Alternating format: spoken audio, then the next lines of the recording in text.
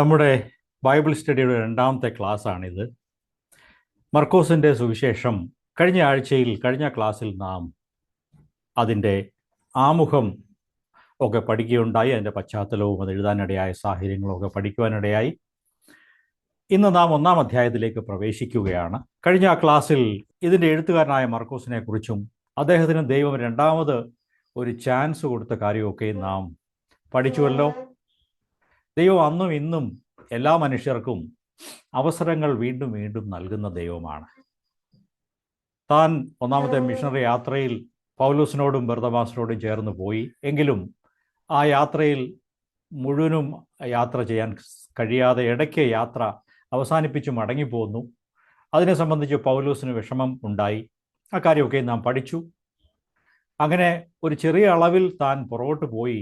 എങ്കിലും ദൈവം മർക്കോസിന് മടങ്ങി വരുവാനും സുവിശേഷ വേലയിൽ പങ്കാളികളാകാനും പിന്നെയും അവസരം കൊടുത്തു എന്ന് മാത്രമല്ല, ദൈവം അദ്ദേഹത്തെ വളരെ ആദരിച്ചു. He was honoured to write the first gospel of Jesus Christ. കർത്താവായ യേശുക്രിസ്തുവിൻ്റെ ആദ്യത്തെ ജീവചരിത്രം, ആദ്യത്തെ സുവിശേഷം എഴുതുവാൻ ഉള്ള നിയോഗം ദൈവം മർക്കോസിന് കൊടുത്തു. എന്ന് വെച്ചാൽ ബൈബിൾ എഴുതുവാൻ, പുതിയ നിയമത്തിലെ ആദ്യത്തെ ബൈബിൾ പുസ്തകം എഴുതുവാൻ ദൈവം മർക്കോസിന് അവസരം കൊടുത്തു. അത് വലിയൊരു ഓണറാണ്, ഒരു വലിയ ബഹുമതിയാണെന്ന് ഞാൻ കരുതുന്നു. അതുകൊണ്ട് നാം ആരും നമ്മെക്കുറിച്ച് നിരാശപ്പെടരുത്, പുറകോട്ട് നോക്കി ദുഃഖിക്കരുത്. ദൈവം അവസരങ്ങൾ നൽകുമ്പോൾ നാം മുമ്പോട്ട് തന്നെ പോകണം. അതോടൊപ്പം നാം ചിന്തിക്കുകയുണ്ടായി, ഇത് യഹൂദന്മാരല്ലാത്തവർക്ക് വേണ്ടി എഴുതപ്പെട്ട ഒരു സുവിശേഷമാണ്. പ്രത്യേകിച്ചും റോമിലുള്ള വിജാതീയരായ ആളുകളിൽ നിന്നും വന്നിട്ടുള്ള ക്രിസ്തീയ വിശ്വാസികൾക്ക് വേണ്ടി എഴുതപ്പെട്ടതാണ്. അതുകൊണ്ട് അതിൻ്റെ പല പ്രത്യേകതകളും ഇതിലുണ്ട്. യഹൂദന്മാർക്ക് എഴുതുന്ന രീതിയിലുള്ള പല കാര്യങ്ങളും ഇതിനകത്തില്ല. വംശാവലി രേഖയും ഒന്നും ഇതിനകത്തില്ല എന്ന് നാം കാണുകയുണ്ടായി. ഇന്ന് നാം 1-ാം അധ്യായത്തിൻ്റെ ആദ്യ ഭാഗം എടുക്കുകയാണ്. നമുക്ക് ബൈബിൾ തുറക്കാം. 1-ാം അധ്യായം, മർക്കോസ് 1-ാം അധ്യായം 1 മുതൽ 11 വരെയുള്ള വാക്യങ്ങൾ നമുക്ക് ഇന്ന് വായിച്ച് ചിന്തിക്കാൻ അവസരമെടുക്കാം. വളരെ കാര്യങ്ങൾ ഇതിൽ നിന്ന് നമുക്ക് പഠിക്കുവാനുണ്ട്. ഈ പുസ്തകത്തിൻ്റെ ആദ്യത്തെ ഭാഗമെന്നുള്ള നിലയ്ക്ക് ഈ കാര്യങ്ങൾ നമ്മുടെ ശ്രദ്ധയിൽ വരേണ്ടത് ആവശ്യമാണ്. 1-ാം വാക്യം നമുക്ക് വായിക്കാം. ദൈവപുത്രനായ യേശുക്രിസ്തുവിൻ്റെ സുവിശേഷത്തിൻ്റെ ആരംഭം. 2-3 വാക്യങ്ങൾ. ഞാൻ നിനക്ക് മുമ്പായി എൻ്റെ ദൂതനെ അയക്കുന്നു, അവൻ നിൻ്റെ വഴി ഒരുക്കും. കർത്താവിൻ്റെ വഴി ഒരുക്കുവിൻ, അവൻ്റെ പാത നിരപ്പാക്കുവിൻ എന്ന് മരുഭൂമിയിൽ വിളിച്ചു പറയുന്നതിൻ്റെ വാക്ക് എന്നിങ്ങനെ യെശയ്യാപ്രവാചകന്റെ പുസ്തകത്തിൽ എഴുതിയിരിക്കുന്നത് പോലെ യോഹന്നാൻ വന്നു. ഇവിടെ ഈ പുസ്തകം ആരംഭിക്കുന്നത്, 1-ാം അധ്യായം ആരംഭിക്കുന്നത് യോഹന്നാൻ സ്നാപകന്റെ വരവും ശുശ്രൂഷയും പറഞ്ഞുകൊണ്ടാണ്. യോഹന്നാൻ സ്നാപകൻ വന്നു, മിനിസ്ട്രി ആരംഭിച്ചു. യേശുക്രിസ്തുവിൻ്റെ സുവിശേഷത്തിൻ്റെ ആരംഭം 1-ാം വാക്യത്തിൽ നാം വായിക്കുന്നു, ദൈവപുത്രനായ യേശുക്രിസ്തുവിൻ്റെ സുവിശേഷം. യേശുക്രിസ്തുവിനെ ദൈവപുത്രനായിട്ടാണ് ആദ്യം തന്നെ മർക്കോസ് ചൂണ്ടിക്കാണിക്കുന്നത്. അതെ, he is the son of God. ഇത് ക്രിസ്റ്റോളജിയുമായിട്ട് ബന്ധപ്പെട്ട കാര്യമാണ്. യേശുക്രിസ്തുവിനെക്കുറിച്ച് താൻ ആരാണ്, എങ്ങനെയുള്ളവനാണ്, എവിടെ നിന്ന് വന്നു, ഇതൊക്കെയാണ് ക്രിസ്റ്റോളജിയിൽ പറയുന്നത്. ഇവിടെ നോക്കുക, ദൈവപുത്രനായ യേശുക്രിസ്തു ദൈവത്തിൻ്റെ പുത്രനാകുന്നു എന്നുള്ള ആ വലിയ ഒരു ദർശനം ഇവിടെ 1-ാം വാക്യത്തിൽ നമുക്ക് കാണാൻ സാധിക്കും. 2-3 വാക്യങ്ങൾ നോക്കിയാൽ ഇവിടെ കർത്താവായ യേശുക്രിസ്തുവിൻ്റെ ആഗമനത്തെ പ്രവചിച്ചുകൊണ്ട് പറഞ്ഞ പഴയ നിയമ ഭാഗങ്ങളെ ഉദ്ധരിച്ചുകൊണ്ട് ഇവിടെ യോഹന്നാൻ സ്നാപകൻ പ്രസ്താവിക്കുന്ന ആ ഭാഗമാണ്. യോഹന്നാൻ്റെ പ്രസംഗം പഴയ നിയമത്തിൽ നിന്നുള്ള പ്രവചനത്തിൻ്റെ ഭാഗമായിട്ടാണ് ഇവിടെ ചൂണ്ടിക്കാണിച്ചിരിക്കുന്നത്. നാം വായിച്ച 2-3 വാക്യങ്ങൾ നോക്കുക. ഞാൻ നിനക്ക് മുമ്പായി എൻ്റെ ദൂതനെ അയക്കുന്നു, അവൻ നിൻ്റെ വഴി ഒരുക്കും. ഇത് ഒരു പ്രവാചകൻ പറഞ്ഞതാണ്. നമുക്ക് നോക്കാം. യെശയ്യാവിൻ്റെ പുസ്തകം 40-ാം അധ്യായം 3-ാം വാക്യം. Isaiah chapter 40 verse 3. കേട്ടോ, ഒരുത്തൻ വിളിച്ചു പറയുന്നത്, മരുഭൂമിയിൽ യഹോവയ്ക്ക് വഴി ഒരുക്കുവിൻ, നിർജ്ജന പ്രദേശത്ത് നമ്മുടെ ദൈവത്തിന് ഒരു പെരുവഴി നിരപ്പാക്കുവിൻ. ഈ പ്രവചനമാണ് മർക്കോസ് 1-ാം അധ്യായം 2-3 വാക്യത്തിൽ നിവൃത്തിയായത്. അതുമാത്രമല്ല, മലാഖി പുസ്തകം 3-ാം അധ്യായം 1-ാം വാക്യം. മലക്കായ് ചാപ്റ്റർ 3 വേഴ്സ് 1. എനിക്ക് മുമ്പായി വഴി നിരത്തേണ്ടതിന് ഞാൻ എൻ്റെ ദൂതനെ അയക്കുന്നു. ഇതാണ് മലാഖി പറയുന്നത്. ഈ ദൂതൻ ഇവിടെ നാം കാണുന്നു അത് യോഹന്നാനാണ്. കർത്താവായ യേശുക്രിസ്തുവിൻ്റെ ആഗമനത്തിനും മുമ്പായി തനിക്ക് വഴി ഒരുക്കുവാനും യേശുക്രിസ്തുവിനെ ചൂണ്ടിക്കാണിക്കുവാനുമായി ദൈവം യോഹന്നാനെ എഴുന്നേൽപ്പിച്ചു. യോഹന്നാനെക്കുറിച്ച് നാം പറയുന്ന ഇവിടെ വാക്യത്തിൽ 3-ാം വാക്യത്തിൽ നാം വായിക്കുന്നു, കർത്താവിൻ്റെ വഴി ഒരുക്കുവീൻ, അവൻ്റെ പാത നിരപ്പാക്കുവീൻ എന്ന് മരുഭൂമിയിൽ വിളിച്ചു പറയുന്നവൻ്റെ വാക്ക്. ദ വോയിസ് എന്നാണ്, ഒരു ശബ്ദം എന്നാണ് യോഹന്നാൻ്റെ പ്രസംഗത്തെക്കുറിച്ച് പറഞ്ഞത്. യോഹന്നാനെക്കുറിച്ചും അങ്ങനെയാണ് പറയുന്നത്. The voice of one crying in the wilderness. മരുഭൂമിയിൽ വിളിച്ചു പറയുന്ന ഒരു ശബ്ദം. യോഹന്നാൻ തന്നെക്കുറിച്ച് തന്നെ വലുതാക്കിയൊന്നും സംസാരിക്കുന്നില്ല, മറിച്ച് താൻ ഒരു ശബ്ദം മാത്രമാണ്. I'm just a voice speaking for God, pointing out to the coming Christ. വരുവാനുള്ള ക്രിസ്തുവിനെ ഞാൻ ചൂണ്ടിക്കാണിക്കുന്ന ഒരു ശബ്ദം മാത്രം. പ്രിയപ്പെട്ടവരെ, ഇത് നമ്മുടെ ജീവിതത്തിൽ നാം മനസ്സിലാക്കേണ്ട ഒരു വിഷയമാണ്. നാം ഓരോരുത്തരും അറിയപ്പെടാതെ ഇരിക്കുവാൻ ആ കാര്യത്തിൽ സന്തോഷിക്കുന്നവരാകണം. നമ്മെക്കുറിച്ച് തന്നെ എല്ലാവരുടെയും മുമ്പിൽ പ്രകടിപ്പിക്കുവാനും പ്രശംസിക്കുവാനും എല്ലാവരുടെയും മുമ്പിൽ നമ്മെ കാണിക്കുവാനുമുള്ള ആഗ്രഹം, അത് ദൈവത്തിൽ നിന്നുള്ളതല്ല എന്ന് നമുക്ക് മനസ്സിലാക്കാം. യോഹന്നാൻ പറയുന്നു, ഞാനൊരു ശബ്ദം മാത്രമാണ്, ജസ്റ്റ് എ വോയിസ്. അത് ആ ഒരു പാഠം നമുക്ക് അവിടുന്ന് പഠിക്കാം. നമുക്കും വരുന്ന ദിവസങ്ങളിൽ ദൈവത്തിനു വേണ്ടി നാം വളരെ അധ്വാനിക്കുകയും പ്രവർത്തിക്കുകയും പ്രസംഗിക്കുകയും പ്രാർത്ഥിക്കുകയും മീറ്റിംഗ് നടത്തുകയും ആളുകളെ നടത്തുകയും ഒക്കെ ചെയ്യുമ്പോൾ തന്നെ ഞാൻ ഒരു ശബ്ദം മാത്രമാണ്, ചൂണ്ടിക്കാണിക്കുന്ന ഒരു ശബ്ദമാണ് എന്നുള്ള ഒരു കാഴ്ചപ്പാട് നമുക്കൊക്കെയും ആവശ്യമാണ്. എല്ലാ മഹത്വവും എപ്പോഴും എല്ലാ ക്രെഡിറ്റും കർത്താവിന് തന്നെ പോകണം. നാം ആരും ആ മഹത്വം എടുക്കരുത് എന്നാണ് അതിൻ്റെ സാരം. യോഹന്നാൻ സ്നാപകൻ പറയുന്ന ഒരു ഭാഗം കൂടെ ഞാൻ വായിച്ചു കേൾപ്പിക്കാം. അത് യോഹന്നാൻ്റെ സുവിശേഷം 3-ാം അധ്യായം 30-ാം വാക്യമാണ്. John's gospel chapter 3 verse 30. അവൻ വളരണം, ഞാനോ കുറയണം എന്ന് യോഹന്നാൻ ഉത്തരം പറഞ്ഞു. He must increase but I must decrease. ഇതായിരുന്നു തൻ്റെ ജീവിതത്തിൻ്റെ പ്രിൻസിപ്പിൾ. യേശുവിനെക്കുറിച്ച് പറയുമ്പോഴാണ്, ഞാൻ കുറഞ്ഞു കുറഞ്ഞു വരണം, അവനോ വളരണം. ഈ ഒരു കാഴ്ചപ്പാട് നാം ഓരോരുത്തരും ഏറ്റെടുക്കേണ്ടത് ആവശ്യമാണ്. നമ്മുടെ സ്വയത്തിൻ്റെ മരണത്തിൽ കൂടെ ക്രൂശ് എടുത്ത് മുമ്പോട്ട് പോകുമ്പോൾ സംഭവിക്കുന്ന ഒരു കാര്യമാണ്, ഞാൻ കുറയണം, ക്രിസ്തു എന്നിൽ വളരണം, അവിടത്തേക്ക് എല്ലാ മഹത്വവും ഉണ്ടാകണം. അതെ, നമുക്ക് ആ ഒരു കാര്യം മനസ്സിൽ വെച്ചുകൊണ്ട് നമുക്ക് മുമ്പോട്ട് പോകാം. 4ഉം 5ഉം വാക്യങ്ങൾ ഇനി വായിക്കാം. Mark chapter 1 verse 4 and 5. മരുഭൂമിയിൽ സ്നാനം കഴിപ്പിച്ചും പാപമോചനത്തിനായുള്ള മാനസാന്തര സ്നാനം പ്രസംഗിച്ചും കൊണ്ടിരുന്നു.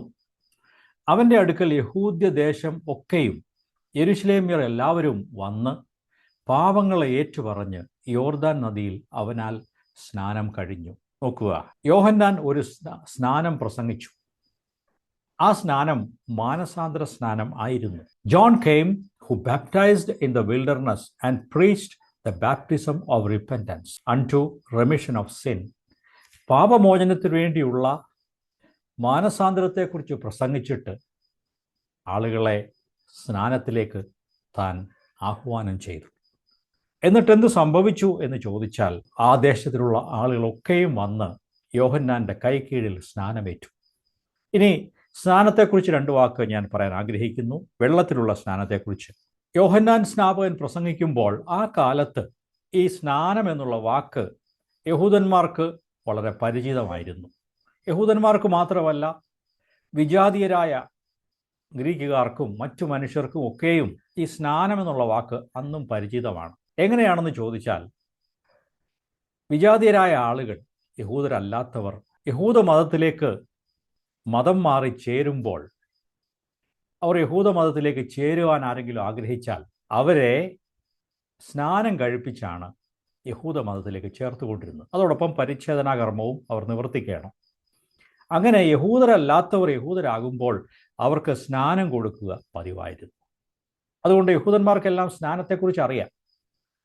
ഇനി യഹൂദരല്ലാത്ത വിജാതീയരായ ആളുകളും ആ കാലത്ത് മരിച്ചവർക്ക് വേണ്ടി സ്നാനമേൽക്കുന്ന ഒരു രീതി ഉണ്ടായിരുന്നു.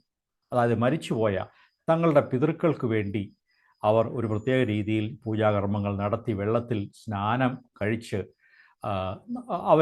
അങ്ങനെ ഒരു ഏർപ്പാട് അവർക്കുണ്ടായിരുന്നു. ഈ കാലത്ത് നമുക്ക് ഇന്ത്യയിൽ നമ്മുടെ സ്ഥിതി നമുക്കറിയാം. നമ്മുടെ നാട്ടിലും ആളുകൾ പിതൃതർപ്പണം നടത്തുകയും പിതൃക്കളുടെ മോക്ഷത്തിന് വേണ്ടി ഒക്കെ അവരുടെ അനന്തര തലമുറക്കാർ വെള്ളത്തിൽ സ്നാനമേൽക്കുകയൊക്കെ ചെയ്യുന്ന രീതി നമ്മുടെ നാട്ടിലും ഉണ്ട്. അത് മരിച്ചവർക്ക് വേണ്ടിയുള്ള ഒരു സ്നാനമാണ്. അതിനെക്കുറിച്ച് അപ്പോസ്തലനായ പൗലോസും ഒരു ഭാഗത്ത് പറയുന്നുണ്ട്. നോക്ക്, ഈ വിജാതിയർക്ക് പോലും ഈ മരിച്ചവർക്ക് വേണ്ടി സ്നാനമേൽക്കുന്ന കാര്യമൊക്കെ അവർക്കറിയാം എന്ന് പൗലോസ് ഒരു ഭാഗത്ത് ഇങ്ങനെ പറയുന്നുണ്ട്. എന്നാൽ ഞാൻ പറഞ്ഞല്ലോ, യഹൂദന്മാർക്ക് സ്നാനം അറിയാം, അവർ സ്നാനമേൽക്കാറുണ്ട്. വിജാതിയർക്കും സ്നാനം അറിയാം, അവരും സ്നാനമേൽക്കാറുണ്ട്. എന്നാൽ ഒരിക്കലും യഹൂദന്മാർ സ്നാനമേൽക്കാറില്ലായിരുന്നു. കാരണം അവർക്കതിനാവശ്യമില്ല. കാരണം അവർ വിജാതിയരിൽ നിന്ന് വന്നവരല്ല, അവർ യഹൂദന്മാരായിട്ട് ജനിച്ചവരാണ്, അവർക്ക് സ്നാനം ആവശ്യമില്ല. ഇപ്പോൾ യോഹന്നാൻ സ്നാപകൻ വന്നപ്പോൾ ഇതൊരു പുതിയ ഏർപ്പാടായിട്ടാണ് അവരുടെ മുമ്പിൽ ഇത് അവതരിപ്പിക്കുന്നത്. ആളുകൾ മാനസാന്തരപ്പെട്ടു. അവരോട് യോഹന്നാൻ പറഞ്ഞു, നിങ്ങളുടെ മാനസാന്തരത്തിൻ്റെ അടയാളമായി നിങ്ങൾ സ്നാനമേറ്റ് വരുവീൻ എന്ന് പറഞ്ഞു. അങ്ങനെ അവർ സ്നാനമേറ്റ് യോഹന്നാൻ്റെ കൂട്ടത്തിൽ ചേരുകയാണ് ചെയ്തത്. അത് യേശു പഠിപ്പിച്ച സ്നാനമല്ല, യേശു ആവശ്യപ്പെട്ട സ്നാനമല്ല. അത് പിതാവിൻ്റെയും പുത്രൻ്റെയും പരിശുദ്ധാത്മാവിൻ്റെയും നാമത്തിലുള്ള ക്രിസ്തീയ സ്നാനമല്ല. അവർ മാനസാന്തരത്തിൻ്റെ അടയാളമായി അവർ സ്നാനമേറ്റ് യോഹന്നാൻ സ്നാപകന്റെ കൂട്ടത്തിൽ ചേരുകയാണ് ചെയ്തത്. എന്നാൽ നാം ആകട്ടെ ഇന്ന് സ്നാനമേൽക്കുമ്പോൾ എന്താ ചെയ്യുന്നത്? ക്രിസ്തീയ സ്നാനം എന്ന് പറയുമ്പോൾ നാം യേശുവിനെ രക്ഷകനായി സ്വീകരിച്ച് നാം മാനസാന്തരപ്പെട്ട് പാപങ്ങളെ ഉപേക്ഷിച്ച് പുതിയ സൃഷ്ടിയായി തീർന്നിട്ട് മാനസാന്തരപ്പെട്ട് സ്നാനപ്പെടുമ്പോൾ നാം സ്നാനപ്പെട്ട് ക്രിസ്തുവിനോട് ചേരുകയാണ്, ദൈവസഭയോട് ചേരുകയാണ് ചെയ്യുന്നത്. ഗലാത്യർ 3-ാം അധ്യായം 27-ാം വാക്യം നോക്കുക. ഗലേഷ്യൻസ് 3:27. ക്രിസ്തുവിനോട് ചേരുവാൻ സ്നാനം ഏറ്റിരിക്കുന്ന നിങ്ങൾ എല്ലാവരും ക്രിസ്തുവിനെ ധരിച്ചിരിക്കുന്നു. For as many of you as were baptized into Christ did put on Christ. അവിടെ നോക്കുക, വ്യത്യാസം കാണാം. നിങ്ങൾ ക്രിസ്തുവിനോട് ചേരുവാൻ സ്നാനം ഏറ്റിരിക്കുന്നു. അതിലും മാനസാന്തരമുണ്ട്, അതിലൊരു പുതിയ സൃഷ്ടിയുടെ അനുഭവമുണ്ട്. എന്നാൽ നാം സ്നാനപ്പെടുമ്പോൾ യേശു ക്രിസ്തുവിനോടുകൂടെ ചേരുകയാണ് ചെയ്യുന്നത് എന്ന് മാത്രമല്ല, യേശു ക്രിസ്തുവിൻ്റെ അങ്കി ധരിച്ചവരായി, ക്രിസ്തുവിൻ്റെ സ്വഭാവം ധരിച്ചവരായി നാം ക്രിസ്തുവിനെ അനുഗമിക്കുവാനായിട്ട് തീരുമാനിച്ചാണ് സ്നാനം ഏൽക്കുന്നത്. ഓക്കെ, ഇവിടെ നാം ഈ 4-5 വാക്യങ്ങളിൽ ആ ദേശത്ത് യോഹന്നാൻ പ്രസംഗിച്ചപ്പോൾ ഒരു വലിയ ഉണർവ് ഉണ്ടായി എന്ന് നമുക്ക് കാണാനായിട്ട് സാധിക്കും. ഒരു ആത്മീയ ഉണർവ് അവിടെ ഉണ്ടായി. അതുകൊണ്ടാണ് അവിടെ പറയുന്നത്, യഹൂദ്യ ദേശം ഒക്കെയും യെരുശലേമ്യർ എല്ലാവരും അവർ ഈ സ്നാനത്തിനായിട്ട് വന്നു. ഒരു വലിയ നവീകരണം ആ ദേശത്ത് ഉണ്ടായി എന്ന് കാണാൻ സാധിക്കും. 4-ാം വാക്യം വീണ്ടും നോക്കുക. മർക്കോസ് എഴുതുമ്പോൾ യോഹന്നാൻ സ്നാപകനെക്കുറിച്ച് പറഞ്ഞാണ് തുടങ്ങുന്നത്. എന്നാൽ യേശുവിൻ്റെ ജനനത്തിൻ്റെ കഥയോ ഒന്നും മർക്കോസ് ഇവിടെ ഉപയോഗിക്കുന്നില്ല. അതിനൊരു കാരണമുണ്ട്. ഈ മർക്കോസ് ഈ സുവിശേഷം എഴുതുന്നത് റോമിലുള്ള വിശ്വാസികൾക്ക് വേണ്ടിയാണ്. അവർ യഹൂദന്മാരല്ല, മിക്കപേരും വിജാതിയരിൽ നിന്ന് വന്നവരാണ്. ആ ദേശത്ത് താൻ എഴുതുന്ന ഈ സുവിശേഷം വായിക്കുന്ന തൻ്റെ കേൾവിക്കാർ ഒക്കെയും ഈ കാര്യം അവർക്ക് പരിചയമുണ്ട്. അതായത് ചക്രവർത്തിയോ രാജാവോ വിശിഷ്ട വലിയ ആളുകളോ ഒക്കെ എഴുന്നള്ളുമ്പോൾ അവരുടെ എഴുന്നള്ളത്ത് വിളിച്ചറിയിച്ചുകൊണ്ട് ഒരു ഘോഷകൻ, ഒരു മുന്നോടി മുമ്പ് തന്നെ നേരത്തെ വന്ന് ഇതാ ചക്രവർത്തി തിരുമേനി എഴുന്നള്ളുന്നു എന്ന് പറഞ്ഞ് നമ്മുടെ നാട്ടിൽ ചെണ്ടയൊക്കെ അടിച്ച് രാജാവിൻ്റെ എഴുന്നള്ളത്തെ വിളിച്ചറിയിക്കുമായിരുന്നല്ലോ. അതുപോലെ വിളിച്ചറിയിക്കുന്ന ഒരു രീതി അവിടെ ഉണ്ടായിരുന്നു. അതുകൊണ്ട് അവർക്ക് ഈ കാര്യം നല്ലതായിട്ട് മനസ്സിലാകും.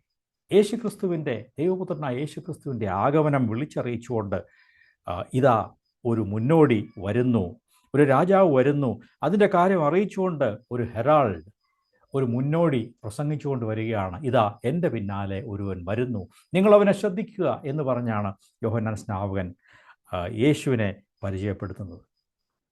5-ാം വാക്യം നോക്കിയാൽ യോഹന്നാൻ്റെ പ്രസംഗത്തിൻ്റെ ഉദ്ദേശം അവിടെ കാണാൻ സാധിക്കും. എന്താണ് യോഹന്നാൻ പ്രസംഗിച്ചത്? നിങ്ങൾ മാനസാന്തരപ്പെടണം, നിങ്ങൾ തയ്യാറാകണം. അതാണ് യോഹന്നാൻ പ്രസംഗിച്ചത്.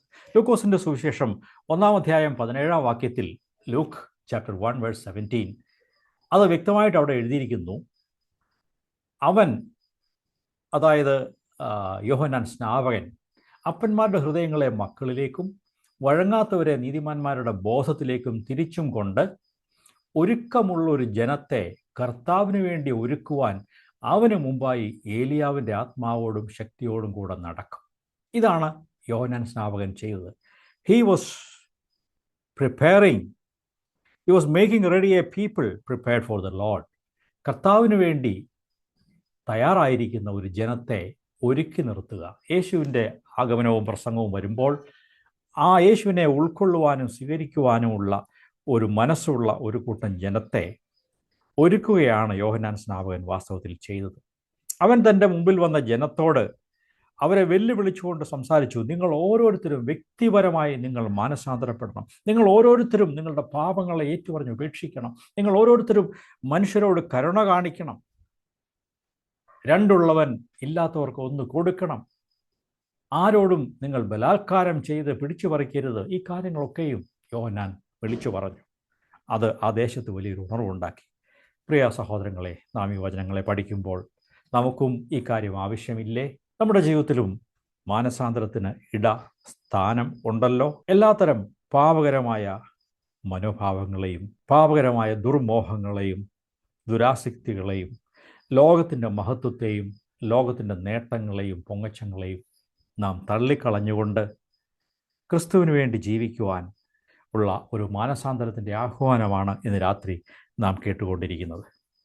നമുക്ക് മുമ്പോട്ട് പോകാം. അതിൻ്റെ 6-ാം വാക്യം, മാർക്ക് 1:6 യോഹന്നാനെ കുറിച്ച് തന്നെ പറയുകയാണ്. യോഹന്നാനോ ഒട്ടകരോമം കൊണ്ടുള്ള ഉടുപ്പും അരയിൽ തോൽവാറും ധരിച്ചും വെട്ടുക്കിളിയും കാട്ടുതേനും ഉപജീവിച്ചും പോന്നു. ഇവിടെ യോഹന്നാൻ സ്നാപകൻ്റെ വേഷം, അദ്ദേഹത്തിൻ്റെ ഭക്ഷണം, ഈ കാര്യങ്ങളെക്കുറിച്ച് പറയുന്നു. അത് രസകരമാണ്. ചുരുക്കി പറഞ്ഞാൽ വളരെ ലളിതമായ ഒരു സിമ്പിൾ ലൈഫ് സ്റ്റൈൽ ആയിരുന്നു യോഹന്നാൻ്റേത്. വളരെ ലളിതമായ ഒരു ജീവിത ശൈലിയായിരുന്നു അദ്ദേഹത്തിൻ്റേത്. ലേറ്റസ്റ്റ് ഫാഷനിലുള്ള ഡ്രസ്സും ഒന്നും തനിക്കില്ല. എന്താണ് താൻ ധരിച്ചിരുന്നത്? ഒട്ടകരോമം കൊണ്ടുള്ള ഉടുപ്പ്, ഒരു കോട്ട് ഇട്ടിട്ടുണ്ട്. അരയിൽ തോല് കൊണ്ടുള്ള ഒരു ബെൽറ്റ് കെട്ടിയിട്ടുണ്ട്, ഒരു തോൽവാർ ധരിച്ചിട്ടുണ്ട്. പിന്നെ വെട്ടുക്കിളികളെയും കാട്ടുതേനും എടുത്ത് ആ മരുഭൂ പ്രദേശത്ത് താൻ ജീവിച്ചു. കാട്ടുതേൻ നമുക്ക് മനസ്സിലാകും, വെട്ടുകിളികളെ നമുക്ക് അത്രയും അറിഞ്ഞുകൂടാ, നമ്മുടെ ദേശത്ത് അതില്ല. എങ്കിലും ചെറിയ പച്ച നിറമുള്ള വെട്ടിലുകളുണ്ടല്ലോ, അതാണ് വെട്ടുക്കിളി എന്ന് പറയുന്നത്. അല്പം കൂടെ വലുതാണ്. അത് യഹൂദന്മാർക്ക് ഭക്ഷിക്കുവാൻ ദൈവം അനുവദിച്ചിട്ടുണ്ടായിരുന്നു. കാലുകൊണ്ട് ചാടിപ്പോകുന്ന ഈ വെട്ടുക്കിളികളെ ഭക്ഷിക്കുവാൻ പഴയ നിയമത്തിൽ ദൈവം അനുവദിച്ചിട്ടുണ്ട്. അത്രയും അതിനെക്കുറിച്ച് മനസ്സിലാക്കിയാൽ മതി. ഏതായാലും ഇദ്ദേഹത്തിൻ്റെ ഭക്ഷണവും വസ്ത്രവും വളരെ ലളിതമായിരുന്നു. നമുക്കതിൽ നിന്ന് ചില കാര്യങ്ങൾ പഠിക്കുവാനായിട്ടുണ്ട്. അന്നത്തെ മഹാപുരോഹിതന്മാരെ പോലെയോ പരീശന്മാരെ പോലെയോ ശാസ്ത്രിമാരെ പോലെയോ ഒന്നും ആയിരുന്നില്ല. ലളിതമായ വേഷമായിരുന്നു. നമുക്ക് ചിന്തിച്ചാൽ 2 രാജാക്കന്മാർ 1-ാം അധ്യായം 7-ാം വാക്യത്തിൽ ഏലിയാവിൻ്റെ വേഷവിധാനവുമായിട്ട് ഇദ്ദേഹത്തിൻ്റെ ഈ വേഷവിധാനം ചേർന്ന് പോകുന്നു. ഞാൻ ആ ഭാഗം വായിച്ചു കേൾപ്പിക്കാം.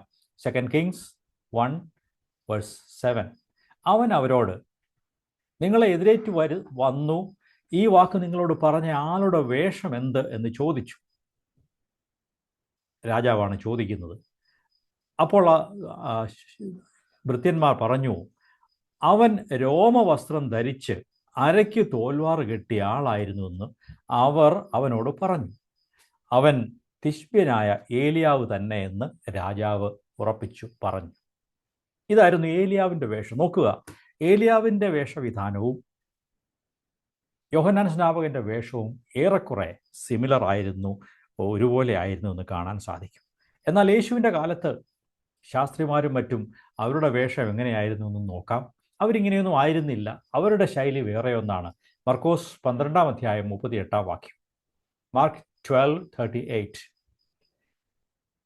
അവൻ തൻ്റെ ഉപദേശത്തിൽ അവരോട്, യേശു പറയുകയാണ്, അങ്കികളോടെ നടക്കുന്നതും അങ്ങാടിയിൽ വന്ദനവും പള്ളിയിൽ മുഖ്യാസനവും അത്താഴത്തിൽ പ്രധാന സ്ഥലവും ഇച്ഛിക്കുന്ന ശാസ്ത്രിമാരെ സൂക്ഷിച്ചുകൊള്ളുവി. ഇതാണ് വലിയ ആളുകൾ ശ്രദ്ധിക്കുന്ന രീതിയിലുള്ള വസ്ത്രമൊക്കെ ധരിച്ച് മാന്യമായ സീറ്റൊക്കെ എടുത്ത് നാട്ടിൽ പ്രമാണികളായി മാന്യതയോടെ ജീവിക്കുകയാണ് ഈ ശാസ്ത്രിമാരും പുരോഹിതന്മാരും ഒക്കെ ചെയ്തുകൊണ്ടിരുന്നത്. ഇനി യോഹന്നാൻ സ്നാപകനെ കുറിച്ച് യേശു എന്താണ് പറയുന്നത്? മത്തായി 11-ാം അധ്യായം 7-ാം വാക്യം, മാത്യു 11:7. അവർ പോയ ശേഷം യേശു യോഹന്നാനെക്കുറിച്ച് പുരുഷാരത്തോട് പറഞ്ഞു തുടങ്ങിയത്: നിങ്ങൾ എന്ത് കാണാൻ മരുഭൂമിയിലേക്ക് പോയി? കാറ്റിനാൽ ഉലയുന്ന ഓടയോ? അല്ല, എന്ത് കാണാൻ പോയി? മാർദ്ദവ വസ്ത്രം ധരിച്ച മനുഷ്യനെയോ? മാർദ്ദവ വസ്ത്രം ധരിക്കുന്നവർ രാജഗൃഹങ്ങളിലാണല്ലോ. അല്ല, എന്തിനു പോയി? ഒരു പ്രവാചകനെ കാണാനോ? അതെ, പ്രവാചകനിലും മികച്ചവനെ തന്നെ എന്ന് ഞാൻ നിങ്ങളോട് പറയുന്നു. ഈ യോഹന്നാൻ രാജാക്കന്മാരെ പോലെ വളരെ മാർദ്ദവ വസ്ത്രം ധരിച്ച് വളരെ ഭംഗിയായിട്ട് വേഷവിധാനം നടത്തി പോകുന്ന ഒരാളായിരുന്നില്ല. അവനൊരു സന്യാസിയെ പോലെ ആയിരുന്നു. ഒരു അസറ്റിക് ലൈഫായിരുന്നു യോഹന്നാൻ സ്നാപകൻ ഉണ്ടായിരുന്നത്. ഏറ്റവും അധികം നല്ല സൗകര്യങ്ങളും സുഖ സൗകര്യങ്ങളും ഏറ്റവും രുചികരമായ ഭക്ഷണവും ഇങ്ങനെയുള്ള കാര്യങ്ങളൊക്കെ എടുത്തുകൊണ്ട് തന്നെ ഉയർത്തുന്ന ഒരു രീതി ആയിരുന്നില്ല യോഹന്നാൻ്റേത് എന്ന് നമുക്ക് കാണാൻ സാധിക്കും. നമുക്ക് മുമ്പോട്ട് പോകാം. ഇത് സംഗതിവശാൽ ഞാൻ യോഹന്നാൻ്റെ ഈ കാര്യങ്ങളെക്കുറിച്ച് അല്പം പറഞ്ഞെന്ന് മാത്രമേ ഉള്ളൂ. നമുക്ക് അടുത്ത ഭാഗം മുമ്പോട്ട് പോകണം. മർക്കോസ് 1-ാം അധ്യായം 7-ാം വാക്യം, 7ഉം 8ഉം വാക്യങ്ങൾ നമുക്ക് നോക്കാം. എന്നിലും ബലമേറിയവൻ എൻ്റെ പിന്നാലെ വരുന്നു. അവൻ്റെ ചെരുപ്പിൻ്റെ വാറ് കുനിഞ്ഞഴിപ്പാൻ ഞാൻ യോഗ്യനല്ല. ഞാൻ നിങ്ങളെ വെള്ളത്തിൽ സ്നാനം കഴിപ്പിക്കുന്നു, അവനോ നിങ്ങളെ പരിശുദ്ധാത്മാവിൽ സ്നാനം കഴിപ്പിക്കും എന്ന് അവൻ പ്രസംഗിച്ചു പറഞ്ഞു. യോഹന്നാൻ സ്നാപകൻ യേശുവിനെക്കുറിച്ച് പറയുകയാണ്: ഇതാ എൻ്റെ പിന്നാലെ ഒരുവൻ വരുന്നു. അതാണ് ഞാൻ മുമ്പേ പറഞ്ഞ ഹെറാൾഡ് എന്ന് പറഞ്ഞത്. മുന്നോടിയായി, ഘോഷകനായി തൻ്റെ പിന്നാലെ വരുന്ന വലിയ മഹാനായ ആളിനെക്കുറിച്ച് താൻ പറയുകയാണ്: ഇതാ എന്നെക്കാൾ ബലമേറിയവൻ, മഹത്വമേറിയവൻ എൻ്റെ പിന്നാലെ വരുന്നു. ഇതാണ് യോഹന്നാൻ്റെ മിനിസ്ട്രി. അവൻ്റെ കോളിംഗ് അതായിരുന്നു. ഒരു ഹെറാൾഡായിരിക്കുക, വിളിച്ചു പറയുന്ന ഒരു ഘോഷകൻ അഥവാ മുന്നോടി ആയിരിക്കുക, ചൂണ്ടിക്കാണിക്കുക. ഇതായിരുന്നു. എന്നെക്കാൾ ശക്തനായ ഒരുവൻ, മഹാനായ മഹത്വമുള്ളവൻ, the honoured and great one, he is coming after me. ഞാൻ അയോഗ്യനാണ്.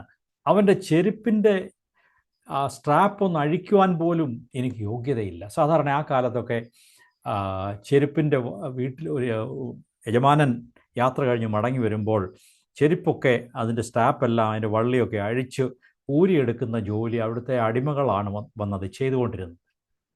യോഹന്നാൻ പറയുകയാണ്, യേശുവിൻ്റെ അടിമയെപ്പോലെ അവൻ്റെ അടുത്ത് ചെന്ന് അവൻ്റെ ചെരുപ്പിൻ്റെ വള്ളി അഴിച്ച് ചെരുപ്പ് അഴിച്ച് മാറ്റി വയ്ക്കാനുള്ള യോഗ്യത പോലും എനിക്കില്ല.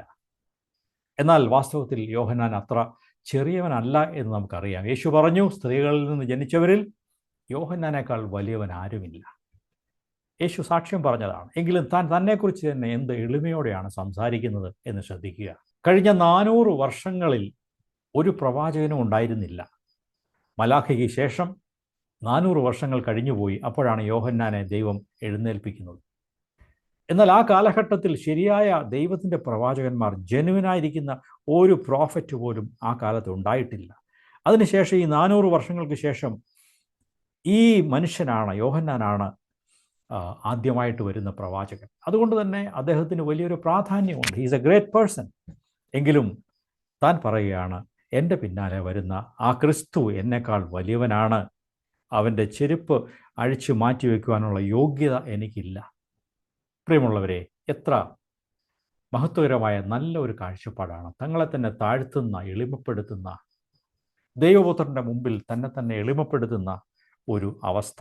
തനിക്ക് അവകാശങ്ങളും നല്ല കാര്യങ്ങളൊക്കെ ഉണ്ട്. യേശു തന്നെക്കുറിച്ച് നല്ലതായിട്ട് പറഞ്ഞിട്ടുണ്ട്. യേശുവിൻ്റെ ഒരു കസിനാണ് ഈ യോഹന്നാൻ.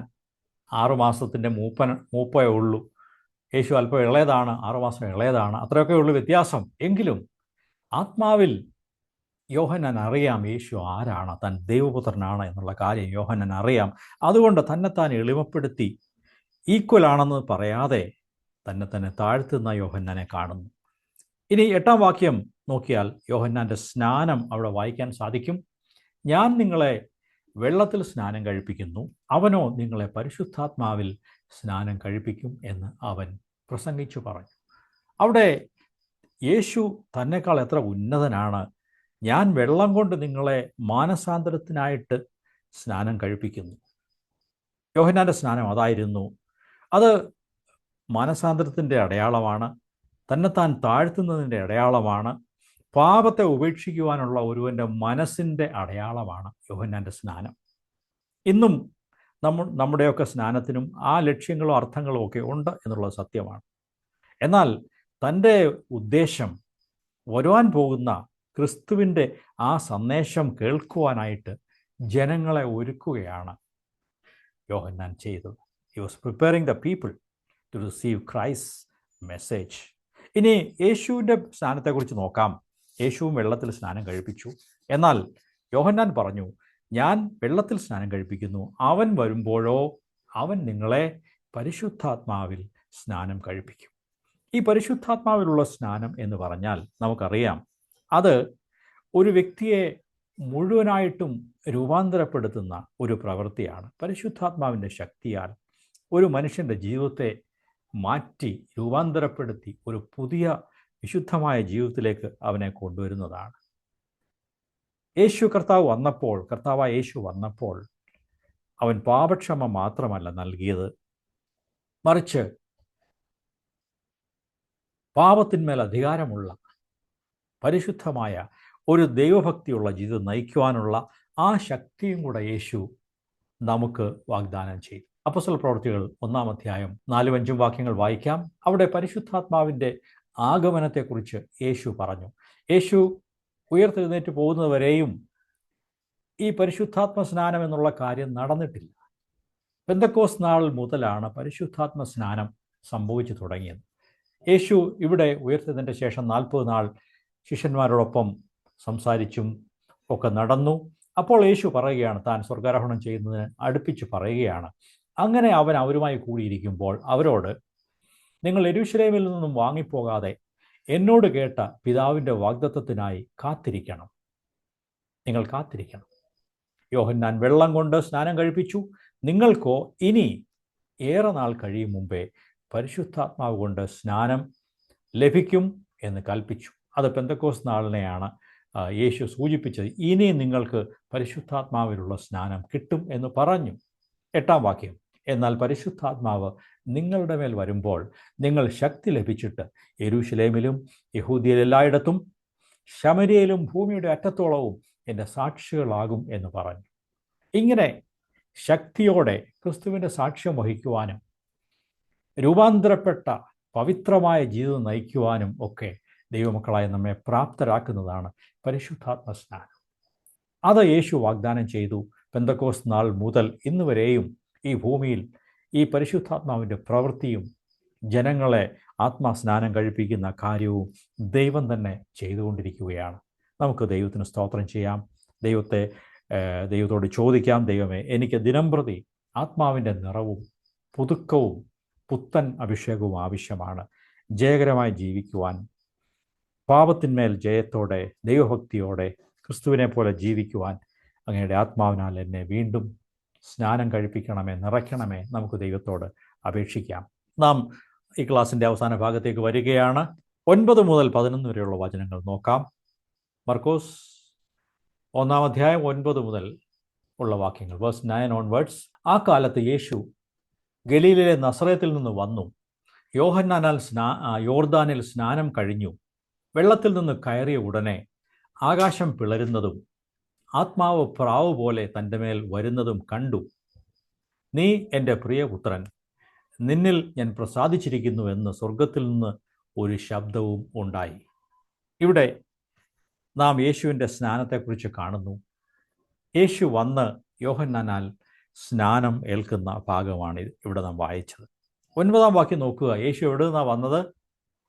ഗലീലയിലെ നസറേത്തിൽ നിന്നും വന്നു. അതിന് ഒരല്പം പ്രാധാന്യമുണ്ട്. എന്തുകൊണ്ടാണ് യേശു നസറേത്തിൽ നിന്ന് വന്നു എന്ന് പറഞ്ഞിരിക്കുന്നത്? ഈ നസറേത്ത് എന്ന് പറയുന്നത് ഗലീല പ്രദേശത്തുള്ള ഒരു ചെറിയ പട്ടണമായിരുന്നു നസറേത്ത്. എന്നാൽ ഗലീല കടലിൻ്റെ ആ ഭാഗത്തുനിന്നും കുറേ ദൂരമുണ്ട്.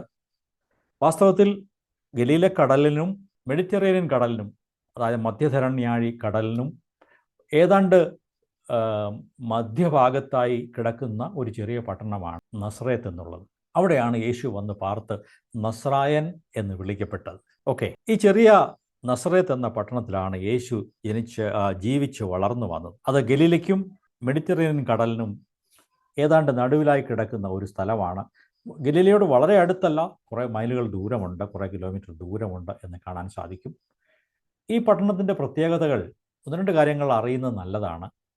ആ കാലത്തെ ട്രേഡ് റൂട്ടൊക്കെ ഈ നസറേത്ത് വഴിയാണ് കടന്നു പോയിരുന്നത് എന്ന് ഞാൻ മനസ്സിലാക്കുന്നു.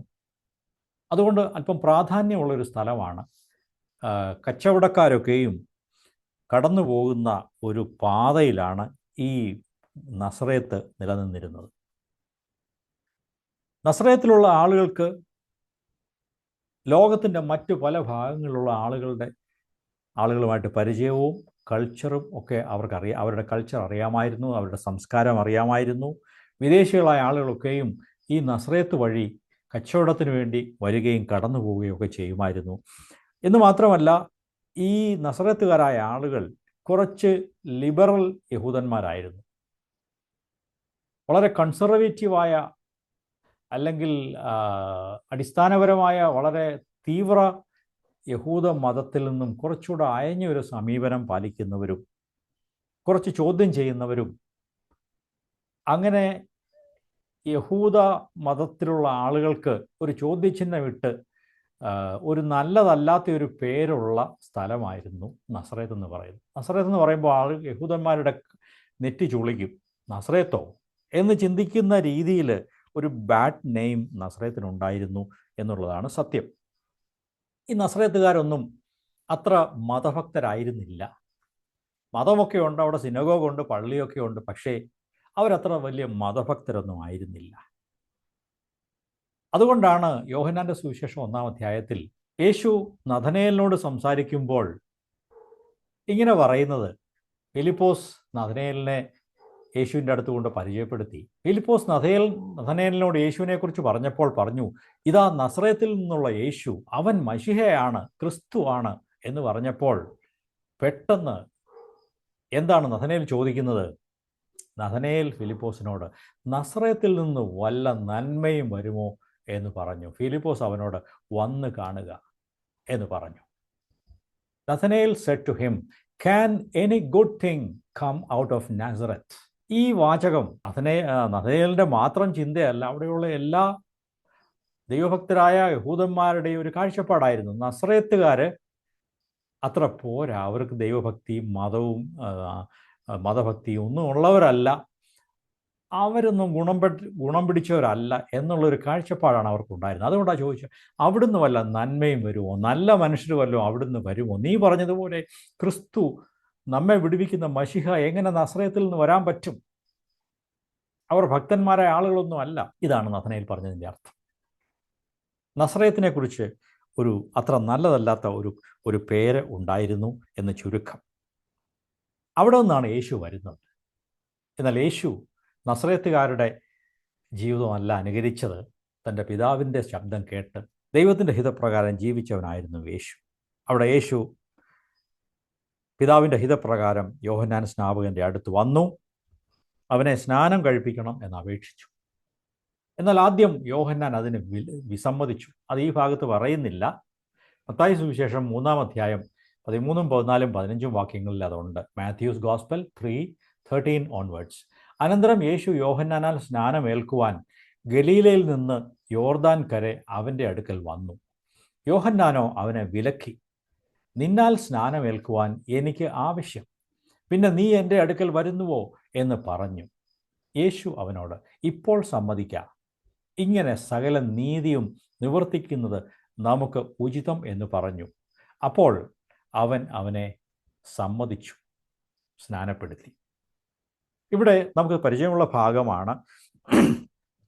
ഇവിടെ പറയുന്നു, യേശു യോഹന്നാൻ്റെ അടുത്ത് വന്നു, എന്നെ സ്നാനം കഴിപ്പിക്കണം എന്ന് പറഞ്ഞു. യോഹന്നാൻ ഉടനെ വിസമ്മതിച്ചു, അത് ശരിയല്ല, നിനക്ക് സ്നാനം ആവശ്യമില്ല യേശുവേ, നീ ദൈവപുത്രനാണ്, നിന്നിൽ പാപമില്ല, ഞാൻ പാപികളായ മനുഷ്യർക്കാണ് മാനസാന്തര സ്നാനം കൊടുക്കുന്നത്. You are a sinless person, you don't need baptism under my hands. നിനക്ക് എൻ്റെ കൈക്കീഴിലുള്ള സ്നാനം ആവശ്യമില്ല, നീ അതിനതീതനാണ്, you are a great person, you are the son of God എന്ന് പറഞ്ഞ് യേശുവിനെ വിലക്കി. Praise the Lord. എന്നാൽ യേശു അവനോട് പറഞ്ഞു, അങ്ങനെയല്ല യോഹന്നാനെ, ദൈവത്തിൻ്റെ പിതാവിൻ്റെ ഇഷ്ടം നീ എന്നെ സ്നാനം കഴിപ്പിക്കുന്നതാണ്, എനിക്കും സ്നാനം വേണം എന്ന് പറഞ്ഞപ്പോൾ യോഹന്നാൻ തൻ്റെ അഭിപ്രായം മാറ്റി. He was flexible. അഭിപ്രായം മാറ്റി. നമ്മളൊക്കെ ഒരു അഭിപ്രായം പറഞ്ഞാൽ അതിൽ പിടിച്ചു നിൽക്കുന്നവരാണ്, വിട്ടുകൊടുക്കത്തില്ല. എന്നാൽ അതിനേക്കാൾ ശരിയായ ഒരു കാഴ്ചപ്പാട് കിട്ടുമ്പോൾ നമ്മുടെ അഭിപ്രായങ്ങൾ ചിലപ്പോൾ മാറ്റേണ്ടി വരും. John was very quick to change his position. He allowed him. അപ്പോൾ അവനെ സ്നാനം കഴിപ്പിച്ചു. നാം ചിന്തിച്ചു നോക്കിയാൽ യേശുവിന് സ്നാനത്തിന് ആവശ്യമുണ്ടായിരുന്നില്ല. പിന്നെ എന്തുകൊണ്ടാണ് യേശു സ്നാനമേറ്റത്? രണ്ട് കാരണങ്ങൾ നമ്മുടെ ശ്രദ്ധയിൽ വരണം. ഒന്ന്, മാനവജാതിയോട് ഏകീഭവിക്കുവാനായിട്ടാണ് യേശു സ്നാനം സ്വീകരിച്ചത്.